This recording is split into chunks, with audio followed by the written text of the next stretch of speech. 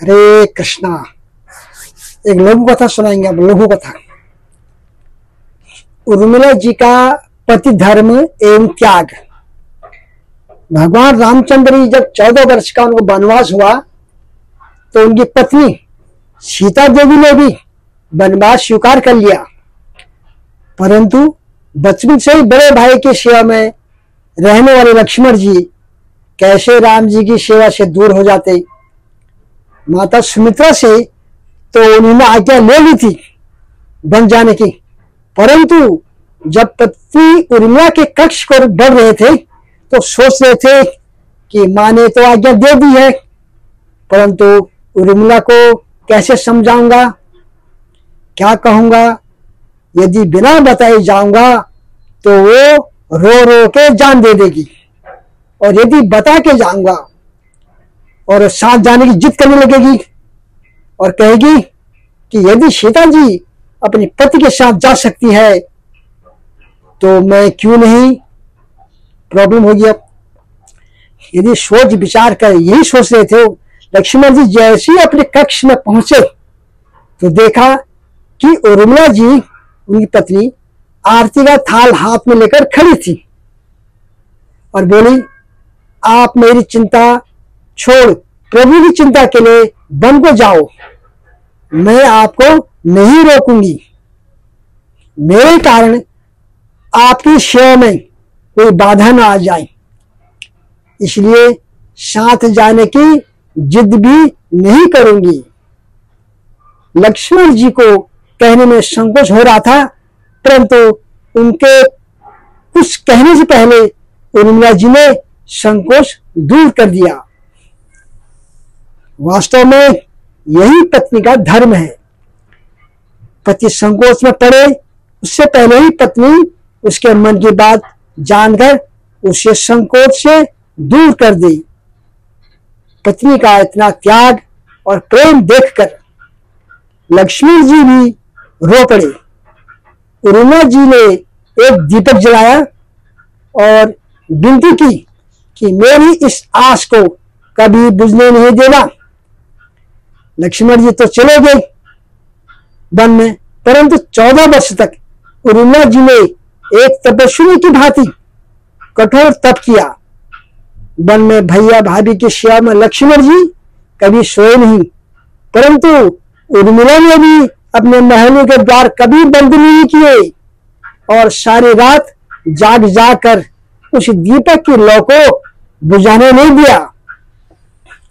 मेघनाथ से युद्ध करते हुए जब लक्ष्मण जी को शक्ति लग जाती है और हनुमान जी उनके लिए संजीवनी का पहाड़ लेकर जो लौट रहे थे तो रास्ते में अयोध्या पड़ता है। भरत जी उन्हें राक्षस समझकर बाण मारते हैं और हनुमान जी गिर जाते हैं, हाथ में पर्वत दिए। तब हनुमान जी सारा वृतांत सुनाते हैं। सीता जी को रावण ले गया है, लक्ष्मण जी मूर्छित पड़े हैं।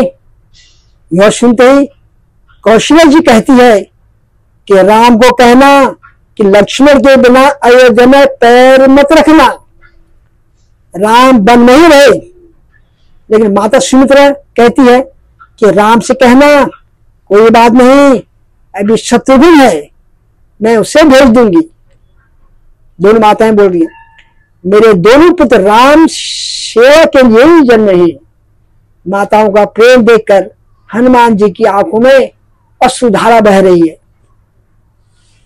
परंतु जब उन्होंने उर्मिला जी को देखा तो सोचने लगे कि यह एकदम शांत और प्रसन्न खड़ी है। क्या उन्हें अपने पति के प्राण की कोई चिंता नहीं? हनुमान जी पूछते हैं, देवी आपकी प्रसन्नता का कारण क्या है? आपके पति के प्राण संकट में है। सूर्य उदित होते ही सूर्य कुल का दीपक बुझ जाएगा। उर्मिला जी का उत्तर सुनकर तीनों लोगों का कोई भी प्राणी उनकी वंदना किए बिना नहीं रह पाएगा। वह बोली, मेरा दीपक संकट में नहीं है, वो तो बुझ ही नहीं सकता है।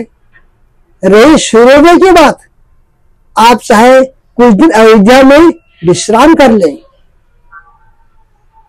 क्योंकि आपके वहां पहुंचे बिना सूर्य उदित हो ही नहीं सकता। बड़ी बात कह दी।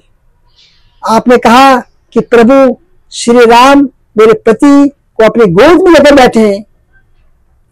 जो भगवान राम की गोद में लेटा हो, काल उसे छू भी नहीं सकता। ये तो वो दोनों लीला कर रहे हैं। मेरे पति जब से बन गए हैं, तब से सोए नहीं, उन्होंने न सोने का प्रण लिया है, इसलिए वे थोड़ी देर विश्राम कर रहे हैं। और जब भगवान की गोद मिली गई है तो थोड़ा विश्राम ज्यादा हो गया।